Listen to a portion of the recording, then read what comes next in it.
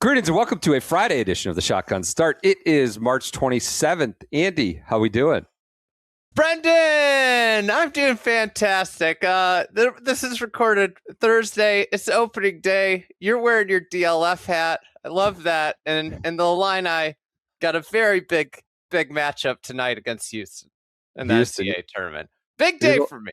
The late game, 10 Eastern or 10:05 somewhere, 9:40 or one of those. Where I am. It's great. There you go. Lovely for you. I'm excited for you. Very exciting. Very big game. This is just, I don't know. Everybody argues about the best time of the year, best sports week. Is it September when you got football coming back and all these things?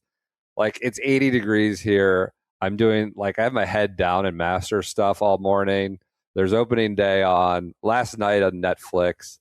You've got tournament games tonight. It's hard to not be bubbly, a little buoyant, right? With enthusiasm. Now that could come crashing down for you and PJ by both by Friday night, but it's just great time of year. Great time of year.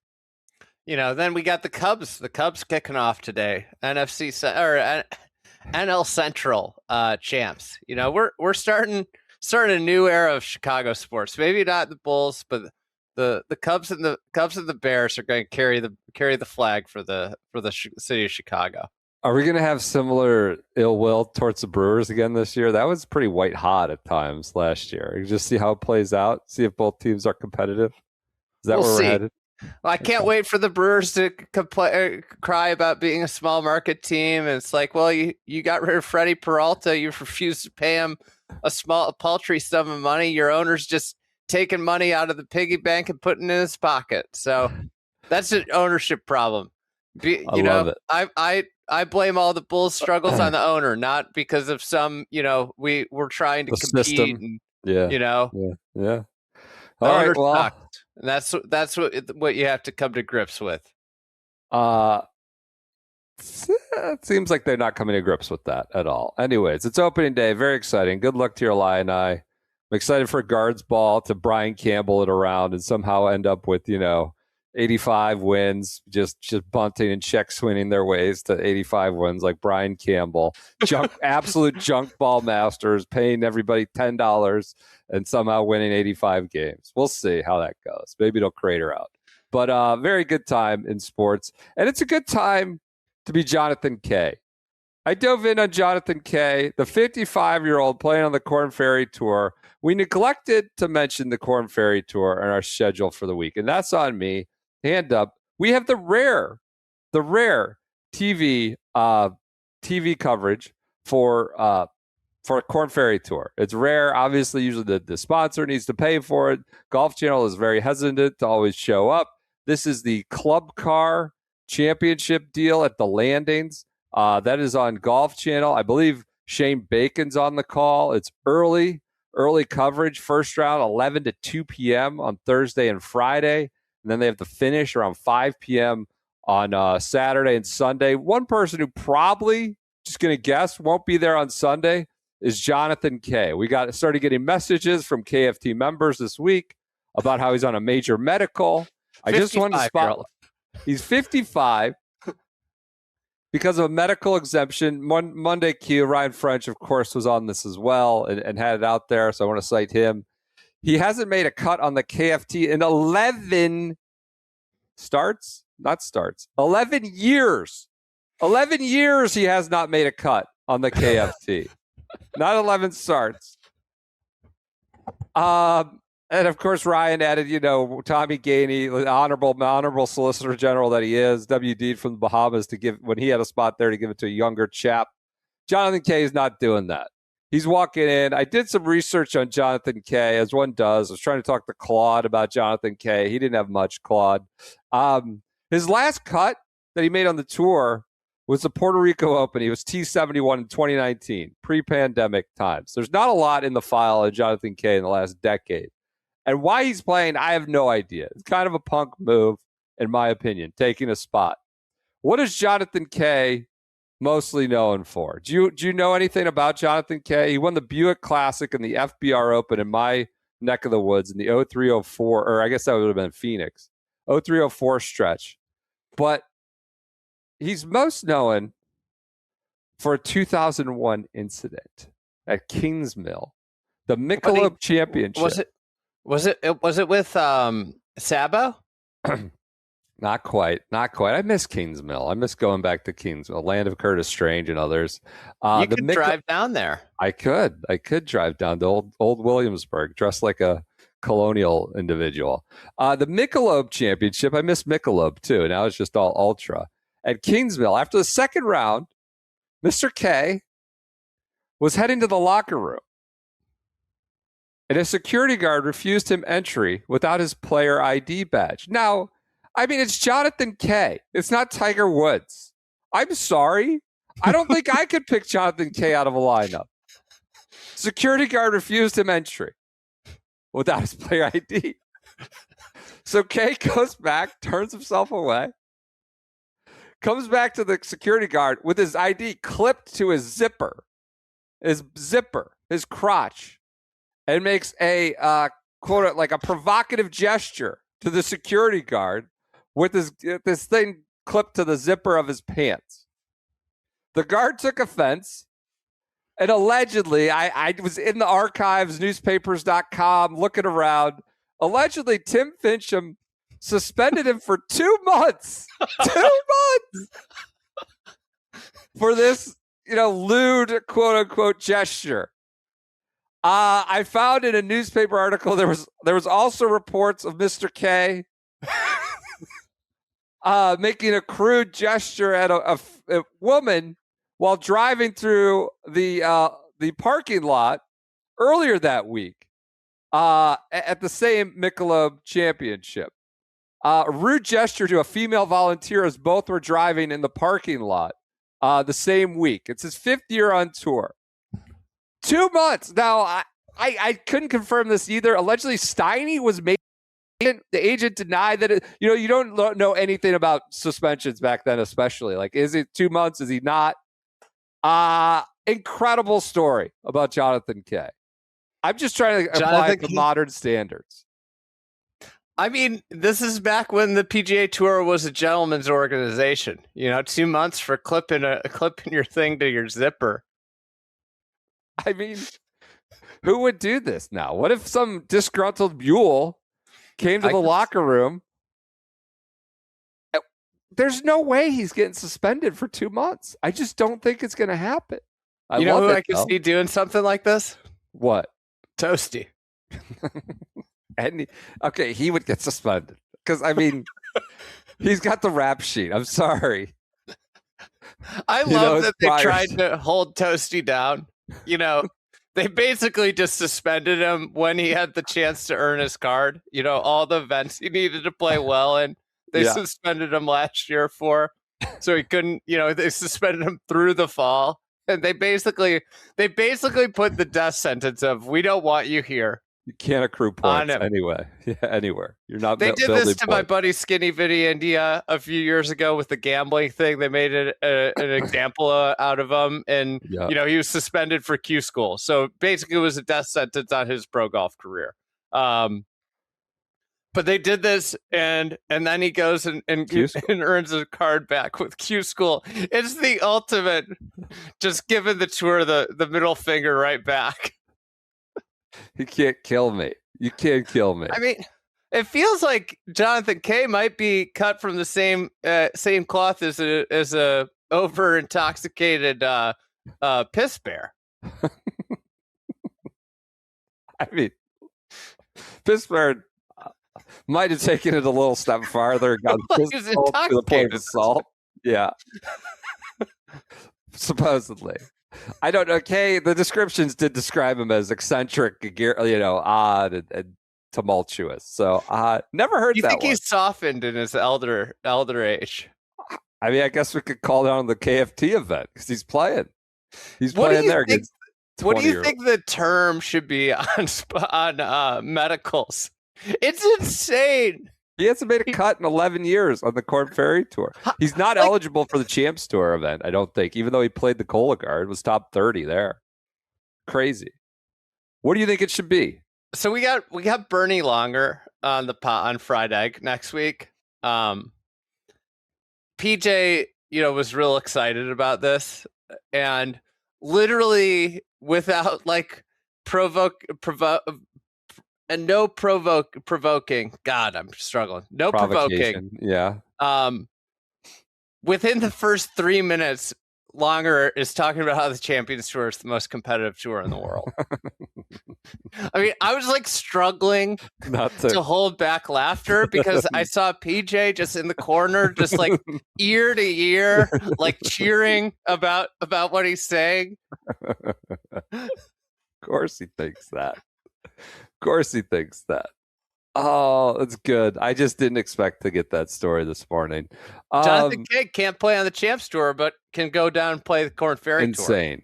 Completely You tell me insane. which one's more competitive is what PJ would be saying right now. That's right. I'll tell you the hardest course on the world this week is DLF. I woke up to several messages from Delhi. There was no wind today, 5 hours, 45 minutes. So the brisk round, 5:45 with no wind. Apparently the owner, now this is an unsubstantiated rumor, unsubstantiated. The owner of DLF is just a very prideful man, as you would expect, and loves his course, but he wants his course to be the hardest golf course in the world. And so he wants pins in every corner, all corners of the greens. He wants the rough up. He wants to be as firm as possible. Apparently, he took the reins during the International Series event they had there last year. And we're dialing this up to 100. The cut, in fact, was +9. The cut was +9 at last year's International Series event. Now, the unsubstantiated rumor from the ground is that the owner, the DP World Tour, kind of pushes back on him. Like, no, we're not putting every pin in every corner of the green. It's very firm this week. It's fiery. DLF is fiery, and they cut out some rough that abuts a lot of hazards. They shaved it down. So balls that are in these horrible layup areas, as it was described to me, like bad layup areas, where just chopping off holes with hazards, are now even more treacherous because they've shaved down rough and it's firm around the hazards. But apparently unsubstantiated, the owner claims he could take control of the setup if the scores start to get too low. If players are if the leader's getting into double digits under par, as has happened at International Series event, the DP World Tour, the rumor on the ground is he could start putting his thumb on the scale if the leader at the midpoint is starting to get double digits under par. I have to say I'm skeptical of this one based on just a professional organization that the DP World Tour is, but those are his motivations. He wants the winning score to be even par, like the USGA. Well, unfortunately, the battleship's not there because that's the guy that would win, +3 DLF. Is Freddie Shot a problem? He's 66, 6 under par. So the owner can't be happy with that. He wants the winning score at even. Eugenio Chacarra, who's won here, he's 5 under, 1 back. I'll tell you who's not near the leaderboard. Akshay, just getting brutalized, having a great run. Listen, he shoots 77. DLF is not an Akshay course. DLF's the anti-tour course. Well, this is our point. Skavron's not there. The Masters is in 2 weeks, and he's in DLF just getting bludgeoned without his caddy, with a course where the owner wants the winning score to be even par. He's shooting 77. David Puig, also one of probably, considered one of the better players in the field, up and comer. He's also 5 over 77. Suspended to darkness, 5 hours, 45 minutes. Immediately just right back winning our hearts. There's wild dogs roaming around the golf course. Did you see that clip of the bumblebee, Andy Sullivan? There's wild dogs just comes prancing through as he's about to take his backswing. He's got to step off the ball, move away from the foam bunker, rolled bunker. I mean, this guy's going to take the reins on the current trend lines. I mean, the scores are going to be 10 at the halfway mark.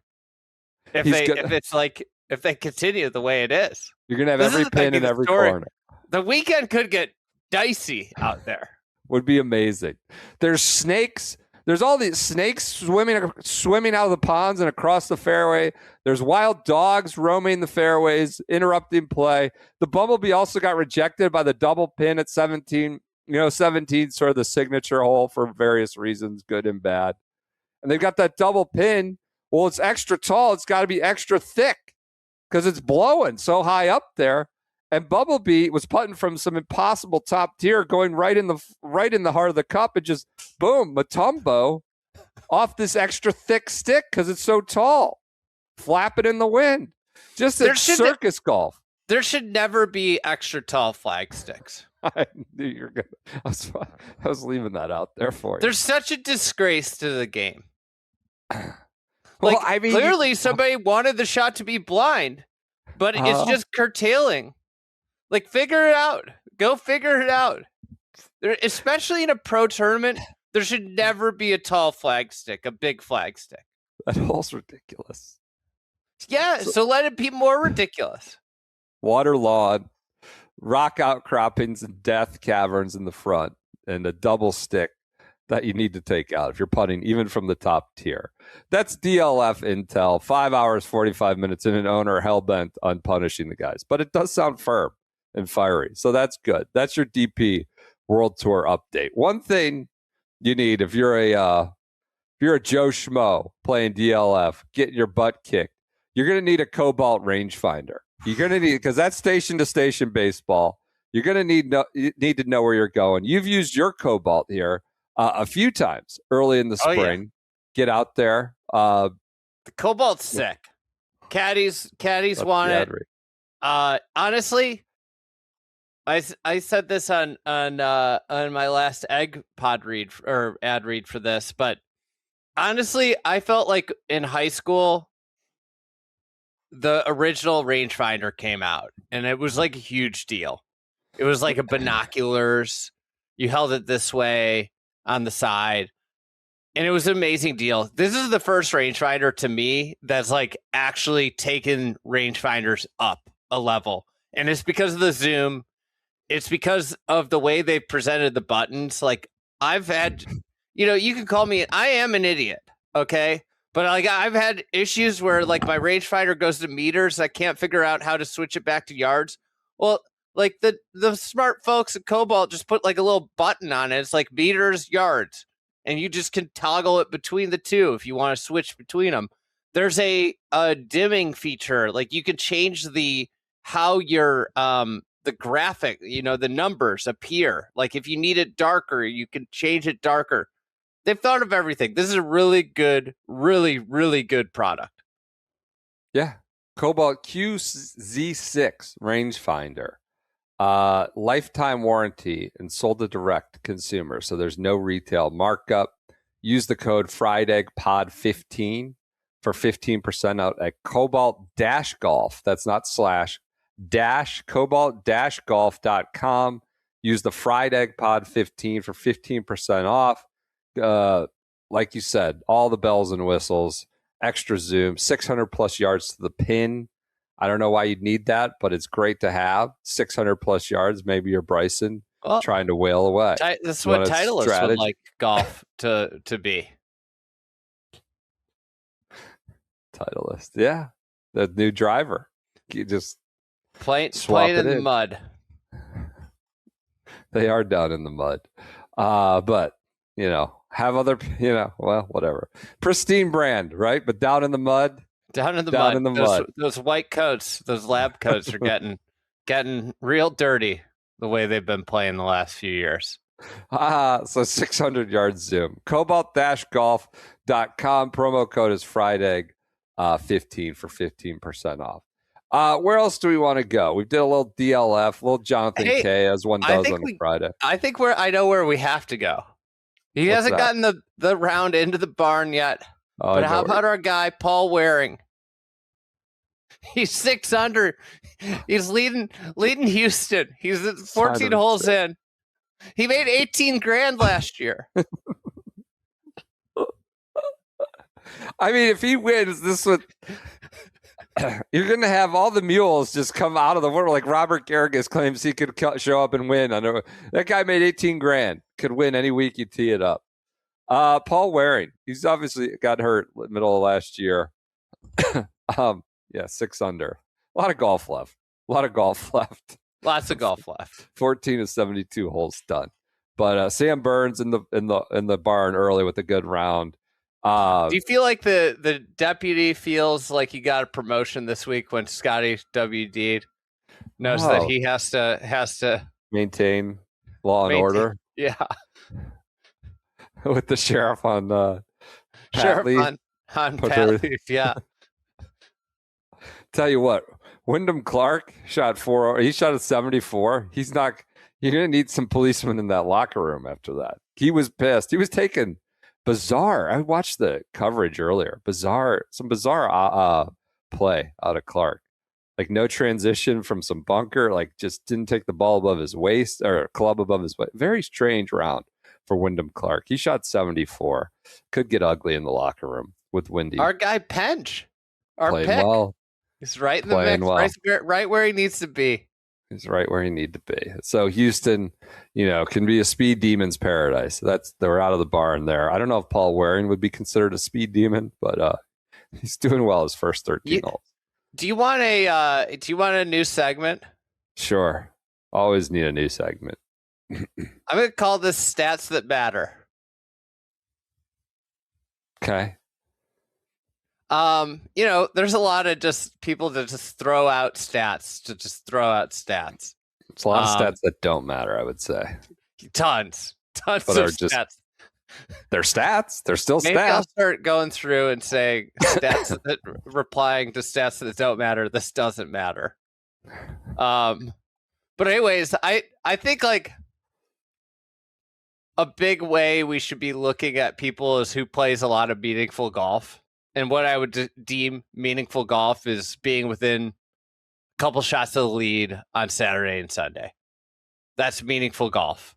And I think it's also an incredible barometer for who's going to break out, especially with young players, whoever gives themselves lots of chances to win are going to eventually win. So anyways, this is from the beginning of 2025. Who has been within 3 shots of the 54-hole lead the most often? Do you know who would be number 1? Who from what year was it? 54-hole lead. Start of 25. Scotty.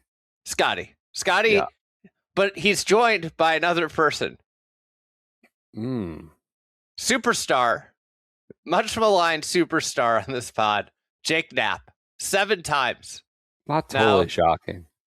Scotty has 7 wins. Jake Knapp has 0. I'd also want to know the events. I mean, Scotty's like Muirfield, Jake Knapp's, Mexico. Yeah. But it's not the point. The point is he's getting himself in the mix a ton. He's in the arena. He's not cashing in.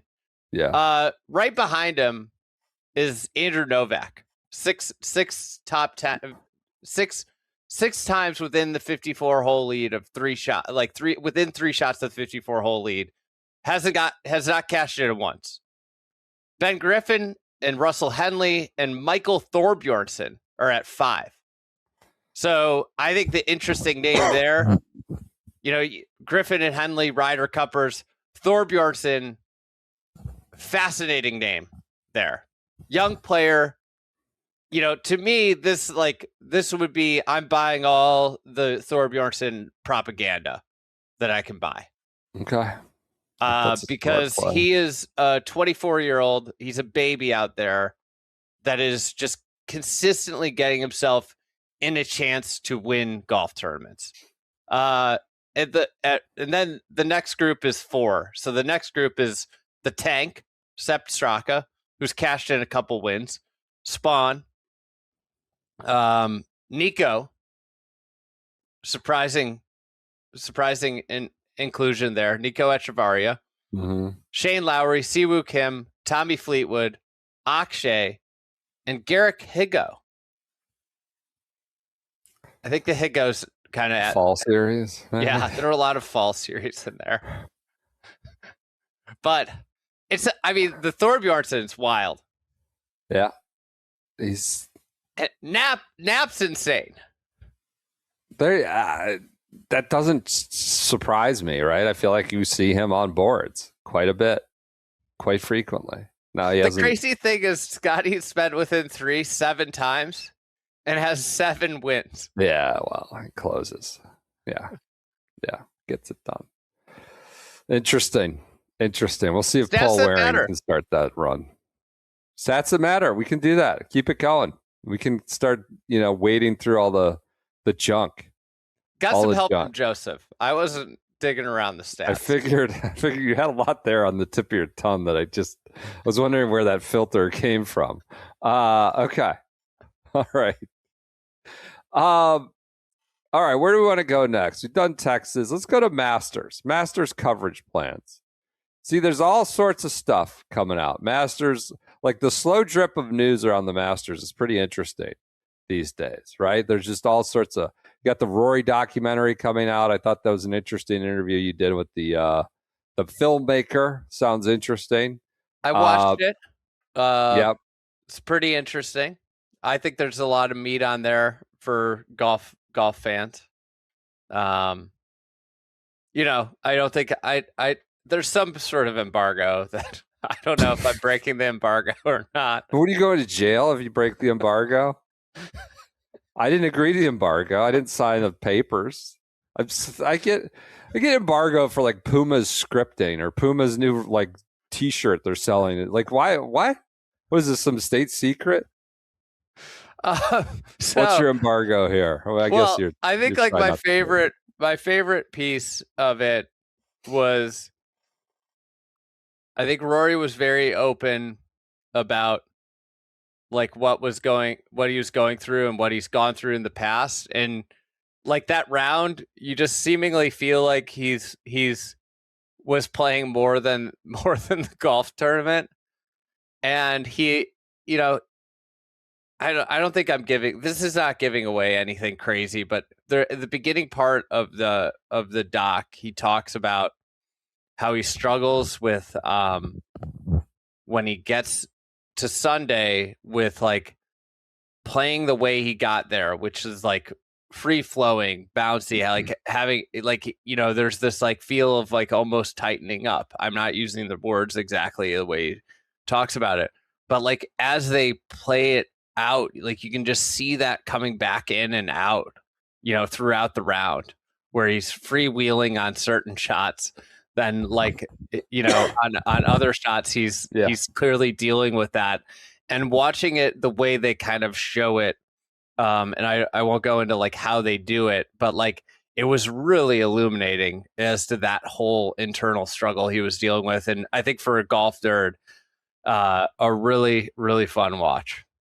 Hour and a half, well worth it. Good. All right. A lot of content coming. I think he's got like a hole by hole video coming where he goes through every hole. Got to sit down with Jim Nance. A lot of Rory content coming. I was thinking today. So I went through all the coverage schedule. So they released it, what they're planning. They got Amazon Prime Video early on Thursday and Friday, which I think is a substantive addition. I would say, quite frankly, like there's some that aren't substantive additions. There's a lot of stuff. I think more than I would typically like associate with the Masters. So they're on Prime 1 to 3, ESPN as usual. They've got all the streams going. They've got On the Range. They've got these morning shows and extra shows. You've got a Prime Video Inside Amen Corner on Prime now with all the stats and data. I don't know if that's sort of a wink. I don't think they would ever embrace the gambling community entirely, but just let Prime do a data heavy stream on just Amen Corner. It's interesting. The page for like Thursday coverage on masters.com is like 5 scrolls. It's a lot. They include a lot though, live from the Masters and On the Range and Sports Center, all these things. Paramount Plus, ESPN, Direct, like it's just on these all sorts of different stuff. Feels like a little too much. Is that crazy to say? Like the Masters is simple. It keeps it simple. Its beauty is in its simplicity, I think, very often. Like the golf is the golf. And of course, that is this high-tech, future-forward operation. I think how I tie this into the Rory thing is they are in an incredibly dominant position. I think they're probably concerned or focused on grabbing new audiences internationally, whether it's through special exemptions, but obviously younger people. How do we speak to them on digital? How do we speak to them on these, streaming platforms? How do we keep that? I would say they're in an extremely dominant position as it is, being who they are. And I was wondering, that 25 Masters, I think is going to have a pretty seismic effect on their next generation they're trying to capture, right? You hear about 86 and 97 and some of these landmark Masters that were sort of cultural sports moments. I think they probably scooped a bucket last year of young people. You think about that, and then I think the other one, 2019 Tiger. Sure. Obviously, right?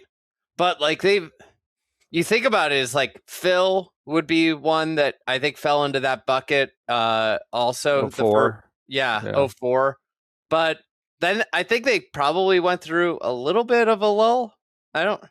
They've had proper champions, great champions. Adam Scott would have been big for, Aussie, international. Yeah. Obviously Hideki big for Japan.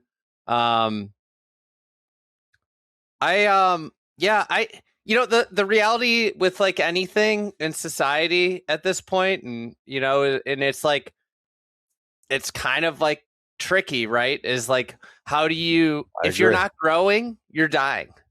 That's just an overriding thing. So it's if you're the Masters, how do you keep growing without cheapening what you do? That is a challenging situation, because you've been this kind of bespoke,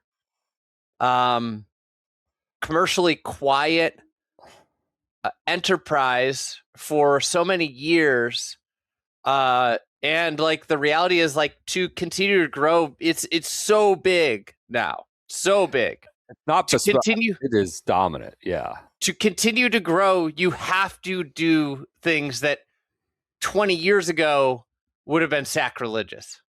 And it's a balance. I think they do it. I think they probably know it's a balance. They got to do stuff, but also want to maintain a little bit of their roots. Think about the digital content expansion that they've gone through in the last, 5-6 years.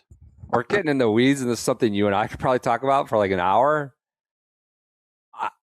I think part of what makes a lot of things these days repellent is that there are just, like you said, there's so many, you have to grow, but there's also just a lot of people that need to justify their jobs and need to come up with ideas, and they make ideas, and there's so many people attached to so many projects and properties, and whether it's activations or all of a sudden this hit and giggle game before a tournament, or having some influencer, the Pointer Brothers on site at the whatever WGC event, whatever it is. There's just a lot of people that have, it's just it gets so big that you just start appending everything to it, and you lose the essence of it. And the Masters has never been that. It's always been pretty dialed and focused. And I'm not suggesting they're going there. It's just, I kept scrolling this coverage. I was I maybe I'm just old. It was CBS 2 to 7. Boom. That's it. Of course, I want more Masters. I want more streams. I want more coverage. I love the expansion there. It's just an interesting balance that they're probably going through. And I think, in terms of speaking to younger audiences and capturing sports fans' attention as this massive event last year will be probably a generational moment. I don't know if it's going to say it's changing their trajectory in a major way, but it will be a generational moment that grabbed a new bucket of young people, I would think. It's kind of the thing is too is when you look at the horizon, I don't think there is another one of these that is available right now, and it might be a couple years before something like Rory comes to be. The fact that they got Tiger and Rory within 6 years of each other is pretty wild. Yeah. Yeah. And, What and is just the whole fashion of the way Rory did it is. Oh God. I mean, they did get jammed a little bit with Tiger because of the storms having to push early. The AM. I think that would have been an even bigger story. Yep. So interesting. That's your coverage. We're a couple weeks out. We're very excited about that. Slow drip, documentaries, all sorts of things. Very exciting stuff. Like I want it all, though. Can I just drop a random take in here? Please. It's not Masters driven, but it is Masters driven. The reason I stumbled across this was because of the Masters. Sungjae Im is one of the most perplexing players on the PGA Tour. This is a hard left turn. Saw you texting about this last night. I was deep in the weeds. We have to write a bunch of these little capsules about players, and I drew the Sungjae Im, and I hadn't really thought deep and hard about Sungjae Im in a while, but when you write, this is what you tend to do. Just like to point out, you submitted 0 of your capsules, holding the whole thing up. Not holding anything up. There are plenty of capsules that can be posted and created. I got to keep this podcast humming. Anyways, I'm looking at Sungjae's career. Obviously, when it comes to the Masters, you always think back to the DJ Masters, the 2020. Finishes second in his first Masters. It's like, holy cow, this kid might be something special. He has made East Lake every year of his PGA Tour career, which is outstanding, incredible, an incredible achievement. And at the same time that he has made East Lake 7 straight years, which is top 30 player on the PGA Tour, never once in those years have I been like, you know what? He is great. He is a great player.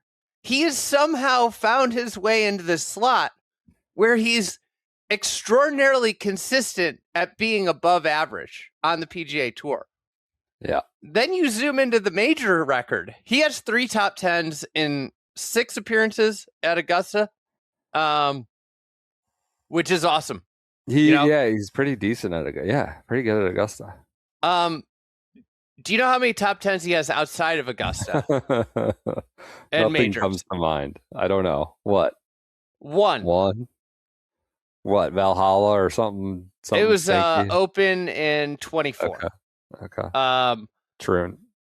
It is just like a perplexing career, and he's somehow found this normally people don't just hover in the 20s. They go up or they go down, and he's somehow just hovered there. Fascinating career. I just I don't really get it, to be completely honest. It's is it like a guy who averages 20 points a game for 10 years on the same team and they're like the 8 seed at best, or a quarterback who just is lights it up, Herbert? Never. Yeah, I don't even know. I don't know.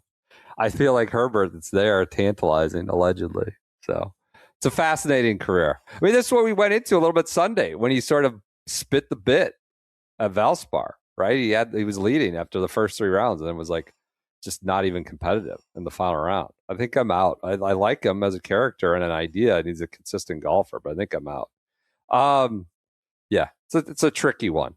So is getting the right clubs in your bag, and you want to make sure you're not a blind. Maybe this is what he needs to take the leap. Download that Golf Galaxy app. You don't think he's fit properly? I think you could see Sungjae at a Golf Galaxy and you wouldn't be shocked. Download that Golf Galaxy app or go to golfgalaxy.com. Look it up. Look up your local Golf Galaxy. There's no better time to get dialed for the latest clubs up and down the bag. It's convenient, easy. You can book it in the app or just stop by the local store and schedule it.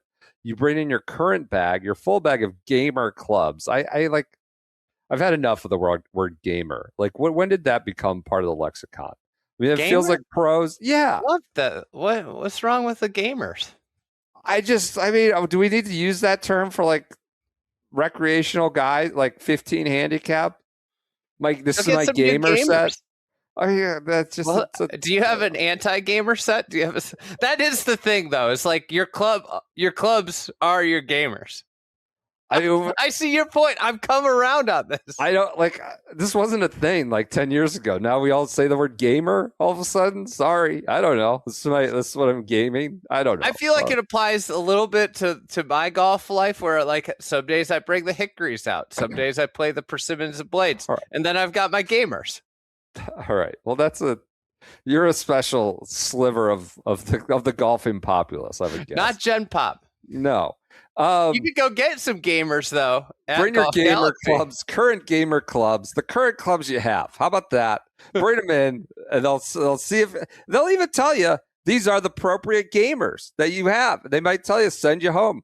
Keep this 3-wood. Keep this whatever. Keep these wedges.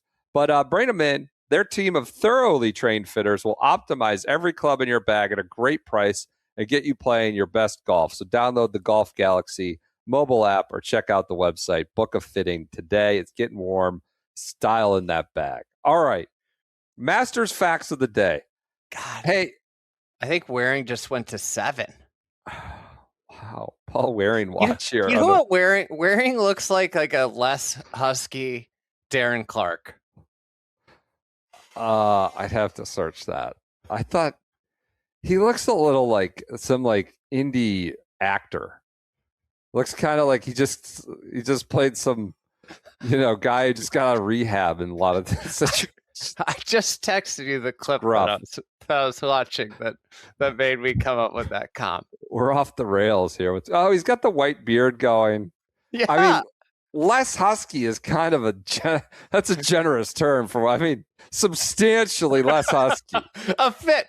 We could call it a fit version of Darren Clark. He looks good. He's a good-looking man, Paul Waring. Congrats to him on his early lead in Houston. Masters fact of the day. God, it'd be great if Paul Waring's playing in the Masters. Immediately with like the Asia Pacific Am winner. I don't know where they're putting Waring. He's not. You know who's going to have to write that capsule?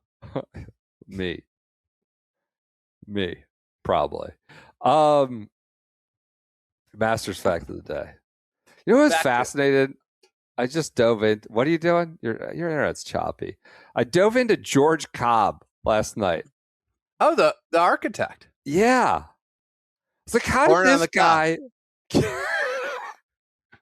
Corn on the cob. That's right. We got Iowa, Nebraska tonight. Corn on the cob. George Cobb.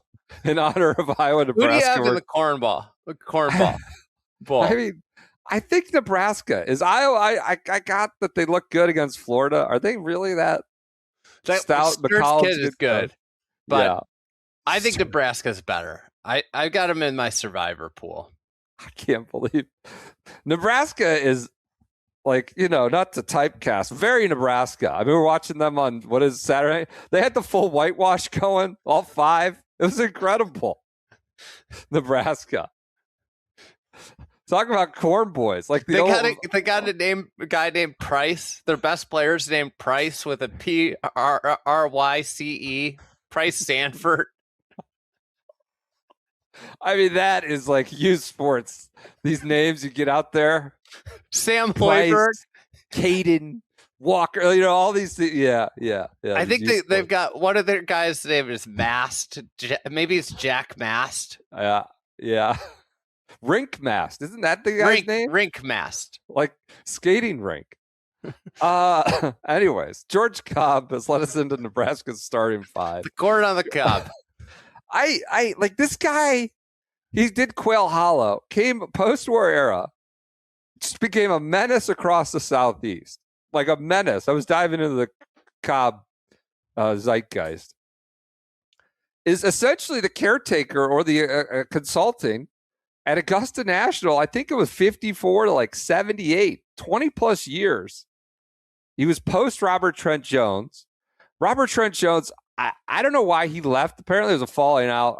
This was part of my research, a separate deep dive about 11, something with 11, and I think that ended the Robert Trent Jones RTJ as consultant. I need to figure out 11. What happened there?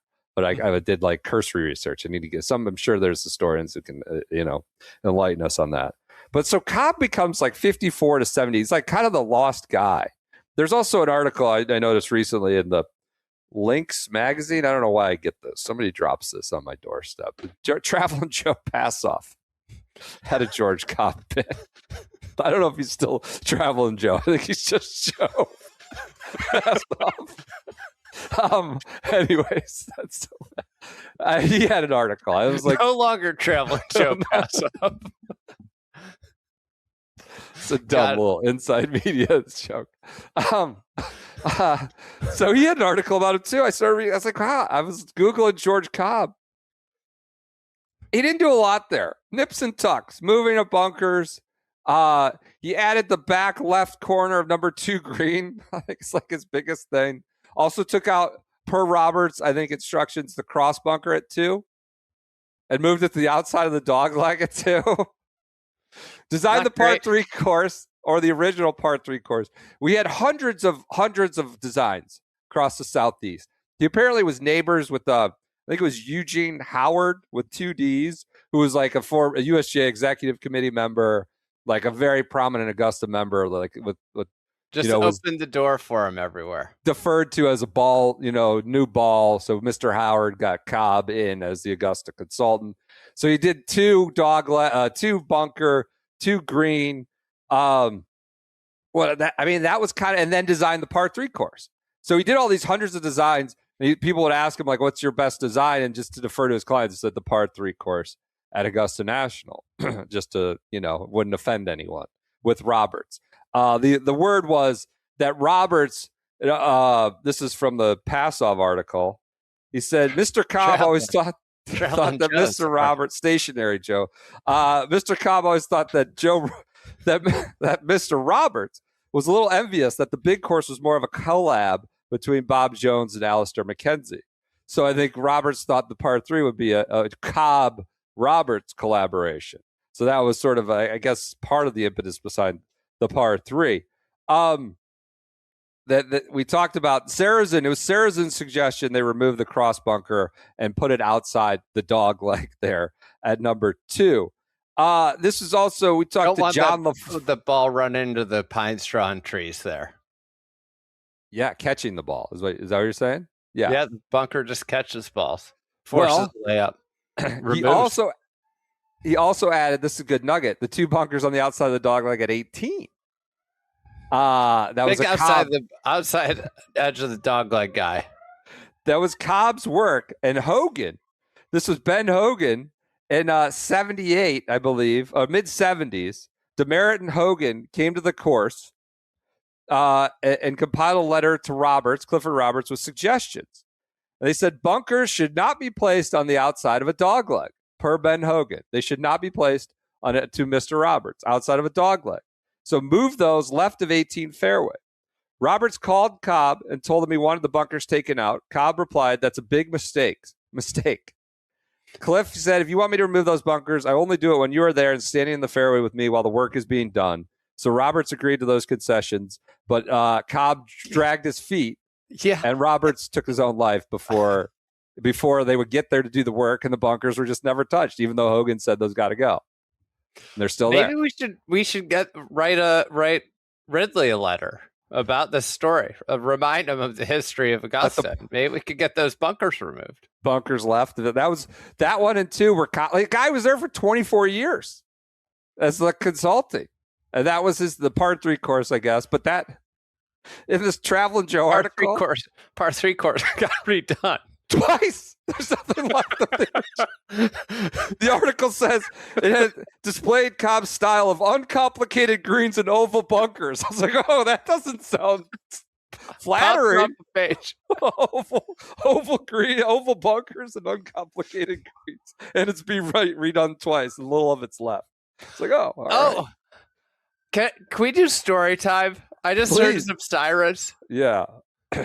I got pulled over. I got a ticket this weekend. Uh-oh. Speeding? On my bike.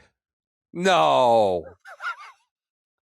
I can't believe I forgot to tell you about this.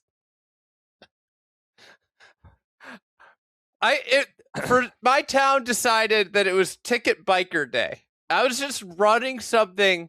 My family's in town. I was just running something over to the house they're staying in to drop something off, a cooler.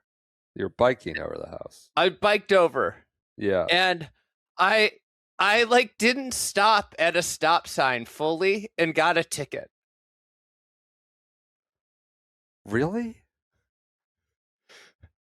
And I was like, I mean, was this your electric bike? Your little electric bike? The e-bike, yeah. Okay. So I didn't stop fully. I slowed down. I looked around.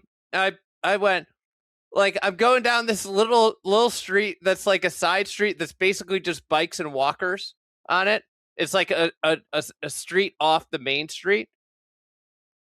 And all of a sudden, the guy put on his whoop whoop. Sheriff Scotty pulls me over. And he's like, do you know why I pulled you over? I'm like, no. So anyways, he gives me a ticket for not stopping. And I'm just like, I said something. I'm like, I think there's probably more important things that you could be doing than doing this after he gave me my ticket. And I'm like, there are people that speed through my street all the time. We've got little kids playing right out by the street. I said this. I was like, maybe that's a better pursuit than ticketing bikers who don't stop at a stop sign fully. Talking back to the blue? Yeah, I did it politely. My tone's a lot different than I was doing it. And yeah. And he's like, well, you broke the law. And he's like, the thing I didn't ticket you for is that you were going over the speed limit for a bike on this street. The speed limit is 15. And my guess is you were going about 17 or 18 miles an hour. And I didn't give you a ticket for that. That feels like a ambiguous judgment call. He's reaching, like, I'm guessing you were 2 miles an hour. He's like, so you were speeding through this neighborhood on a bike. You know what? I applaud this cop. I love that he jammed you. You live in some crunchy enclave up there, probably a lot of bikes everywhere. And I know this is a hot button issue. Who share the road, and bicycles always feel like cyclists, the many Lance Armstrong wannabes out there feel like they're, being abused and neglected by big automobile. I realize it's a hot button issue. I don't want to offend people. But these people think they can use the road and not abide by any of the rules that we in cars have to abide by. Like, if you don't have to stop, no, they just zip in and out and blow through stop signs. They need more. As a matter of fact, they should be policed and patrolled with greater intensity than cars. Because these people just think they can. They should be writing more tickets. They just start ducking and diving and blowing through stop signs and always demanded more and more and more access and never abiding by the law that we have to. You want to use the road? Use the road. Insane. But stop at the sign. I'm sorry. If you're in a car at a stop sign, you push a brake with your foot, and a biker has to stop and then start biking again. You have your e-bike. You have your fake bike. You just push a button, don't you? How do these e-bikes work? You're talking about all bikers. I don't know. I would love increased patrol on bikes. I was the 15th ticket of the day, according to the cop. I love that. To a biker. I'm coming back after dropping the cooler off. Now I'm even more late. And I'm coming back and I see this biker just bombing it down the street. And I'm coming to a stop sign, and it was right where I got pulled over. I pulled over on there. bike. So I Picking them stopped, off. and this biker comes through, and I look to my left. There's the cop down this little tiny street, and I wave to him. I'm like, "You better get this guy!" And he zips out to get him, pull him over. Is the cop in a car? He's in a patrol car. Okay, in a car. Okay. He's putting on the sirens and everything. But to be fair, I was like, when he pulled me over, I'm like, what the hell? I'm getting pulled over by a cop and I'm on a bike? Like, what did I do? I would be a little I would be confused. Like, am I getting pulled over on a bike? You'd have to really emphasize that you were like, me? Are you're getting me? He asked me for my driver's license. He's like, not that you need it to ride a bike. And I'm thinking, like, I don't think I would have gotten a ticket if I didn't give him my license. I jammed myself. Yeah, how does that work? What? Yeah, you're giving him your automobile driver's license for a bike offense? The other piece of this is I was like, how much is this ticket? He goes, I don't know.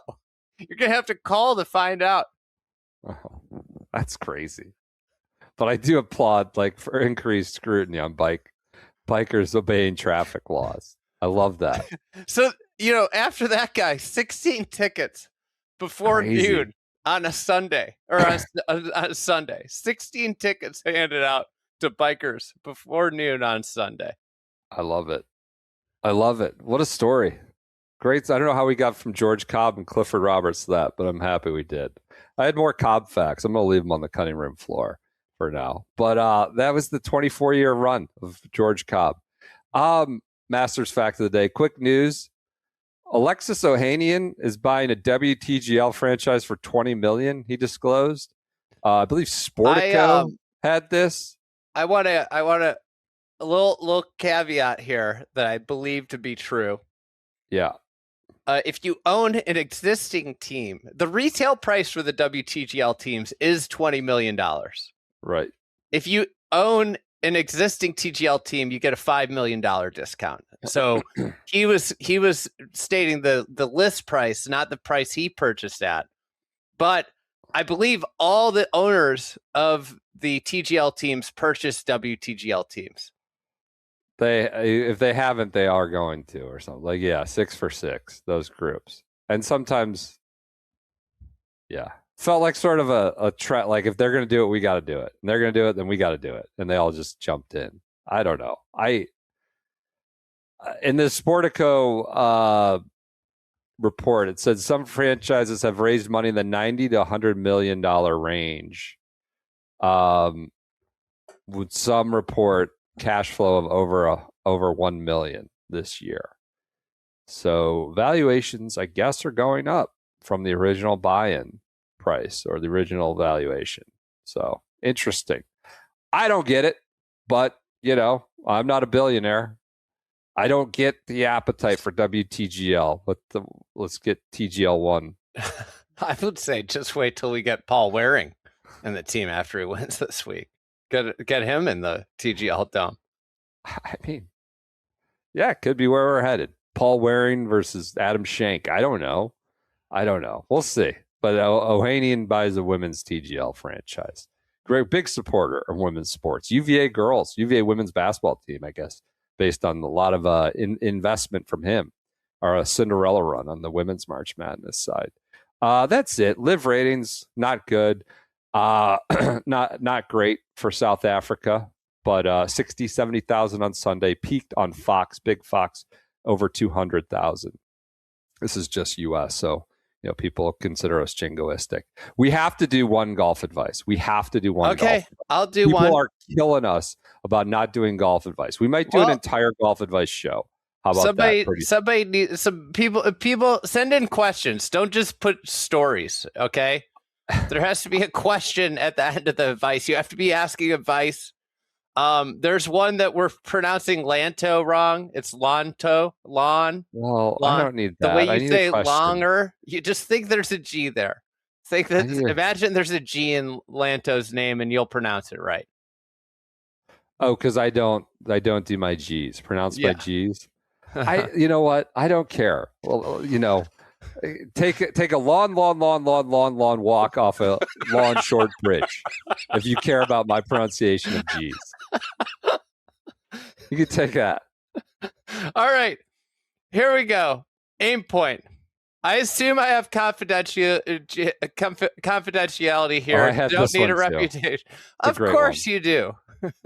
It's great. We wouldn't be good at our jobs if we didn't appreciate confidentiality. Pick winners. Yeah. All right. Go ahead.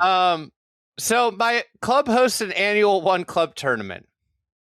Of course, it's a bit of a hit and giggle, and most of us are carrying coolers and beverages are flowing. Vibes are good. Well, we tee off, and I'm mostly worried about how I'm going to play out of a greenside bunker with a 5-iron. So I'm a little zoned out about what everybody else is doing. We get to the third or fourth green, and I notice that one guy in our group is straddling his putting line and aim pointing. Bear in mind, he's blading a 20-footer with a 4-iron. He's a good guy, but the jokes start flying. He takes it all in stride. Like I said, drinks were flowing liberally. Has this gone too far? Aim pointing while blading long irons. Is there any joke that would have been off limits in this situation? No joke. I mean, shame is required. Public shaming is required. You cannot be aim pointing. This sounds like a totally casual hit and giggle recreational game. It's gone too far. No joke is off limits. No amount of public shaming is off limits. And maybe an outright banning for future competitions would be in order. Would you agree with that? Yeah, I think so. Any aim pointing in a very unserious, like I could see aim pointing if like you have a putt to win it. And then you do it and people might make fun of you and then you make it and you're like, well, I made it and I won. So go, shove it where the sun doesn't shine, But yeah, this is preposterous. You got to have awareness of what's going on and what you're doing. Yeah, it's ridiculous. Get them out. Ban them. One more. I opened a Reddit account and I'm going to lose interest after like 2 days. And I asked for golf advice there on some Shotgun Start Reddit board deal. And I got like 40 questions and now we're not going to do any of them. Somebody did say our favorite golf advice segment is when you punt on golf advice and say you'll do it next week. I would like to. My wife's trying to get me to go do something right now. Last one. Fellas, first time, long time, one kid, no interest in fighting. Got a 2-parter that's inconsequential. It means nothing, but still just curious on some outside perspective. My brother, a friend, and myself joined a sim location to try and keep the rust at bay through the winter. All 3 of us joined their 5-week league. We're currently in week 5, just finished week 4. Each week is 18 holes at a TPC course. Play your round anytime during the week. Handicaps verified through GIN. Top 3 get paid out gross and net, but you can't get paid out in both. Everyone plays from the blues. Typically, why can't you get paid out in both? I don't know. That's a stupid rule. I get it. Yep. 5-week league. Typically 63 to 6,600 yards from the blues.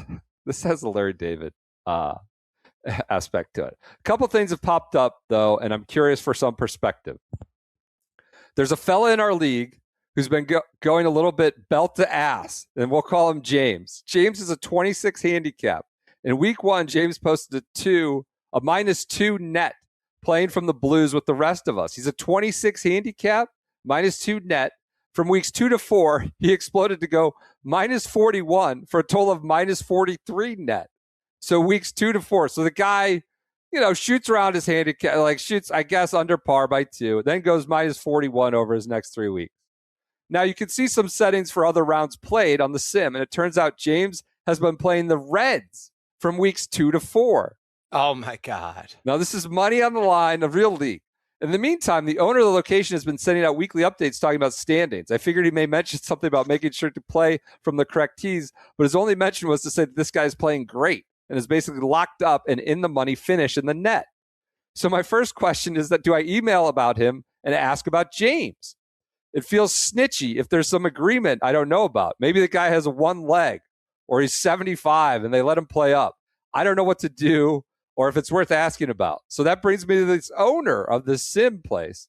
So 2, the owner's a good player and dominating the gross. I kind of assumed he would play in the league to be a part of it, but didn't really imagine he would pay himself out. His most recent email makes it clear that he intends to claim the prize for his inevitable first in the gross pool. I'm not planning to say anything about this because it's his league and he can do what he wants. I just wasn't sure if my impression of that being a little slimy might be misplaced. So a lot of folks... It's not like he's winning the net. He's winning the gross. Fair. That's what I would say. If he's the best player, he's the best player. A lot of folks I've talked to are planning on leaving the place now that spring golf is around the corner, but my brother and I paid up front for a year. So we're locked in for a while. Leaning towards not playing the next league season, but I like competing, so who knows? This is where I've always struggled with sim golf places. It's like once the weather's nice, I have no interest in going to it. Yeah. Like I get how they work in the city, because like if I finish work at 5 and I'm in the city, I could go and stop in. Yep. I don't understand the suburbs aspect of it. It's like I could just go to an outdoor driving range. Yeah, go to a chip and putt. Yeah. I think you're within your rights. There's money on the line. Whatever. You don't want to be a hardo. The handicap thing is bullshit. It's clearly not. He's playing the wrong tees. If he goes -2 from the Blues and then -41 in 3 weeks. -41 isn't insane. Like you're supposed to like play to your handicap. Like I think it's like once every 5 rounds. He's clearly playing from the wrong tees. These are the results. It's just pretty black and white. I think, are you a little bit of a hardo? I don't know. Emailing about it I don't know how much money especially is involved. If it's, you're down $100 or I don't know. But clearly I think you could mention guy just maybe shouldn't be playing from the Reds if these are the numbers that all of a sudden are being posted. So, all right, that does it for this golf advice. My goal of under an hour didn't happen. We got into bike story time, which was worthwhile. I thought that was going to be the way to just kick golf advice. I could tell, but I posted it to Reddit. I'll be there for another day before I eject, probably. Sorry, but interesting community over there. How is the Reddit community? It seems good. It seems friendly. I'm not reading all the comments. I don't have time for that. I got to get my capsules done. I already getting yelled at about my capsule. You're opening Reddit accounts, but you're not. No, I'm not. I was mucking around and threw out a call for golf advice. All right. That does it. I'm coughing. See you guys. Everybody enjoy your weekends. Maybe enjoy the March Monday. Madness. Enjoy the opening day. Live Monday again in the morning. It's my wife's birthday on Sunday. Sunday. Live Monday. It might be a good out. Not up to live work Monday morning, 9 a.m. Eastern, 6 a.m. Pacific. Get up with me at 6 a.m. and watch the pod on YouTube. Okay. All right. We'll do it then. Live on Monday. Talk to you then. Enjoy your weekends. Good luck, March Madness. Talk to you on Monday.